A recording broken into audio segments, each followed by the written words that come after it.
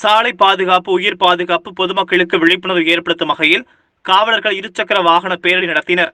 32வது தேசிய சாலை பாதுகாக்கப்பட்ட மாதமாக 18/1/2021 முதல் 17/2/2021 வரை சாலை பாதுகாப்பு, உயிர் பாதுகாப்பு என விழிப்புணர்வு ஏற்படுத்தும் வகையில் தஞ்சை நகர உட்கோட்ட காவல்துறை சார்பில் நடத்தப்பட்டது. இதில் இன்று தஞ்சை ஆயுதப்படை மைதானத்திலிருந்து பொதுமக்களுக்கு விழிப்புணர்வு ஏற்படுத்தும் வகையில் காவலர்கள் இருசக்கர வாகனத்தில் தலைக்கவசம் அணிந்தபடி பேரணியாக வலம் வந்தனர். இந்த பேரணியை டிஐஜி ரூபேஷ்குமார் மீனா, மாவட்ட கண்காணிப்பாளர் தேஷ்முக் சேகர் சஞ்சய் ஆகியோர் கொடியசைத்து பேரணியை தொடங்கி வைத்தனர். மேலும் இதில் மாவட்ட போக்குவரத்து அலுவலர் மற்றும் காவலர் ஆகியோர் உடனிருந்தனர்.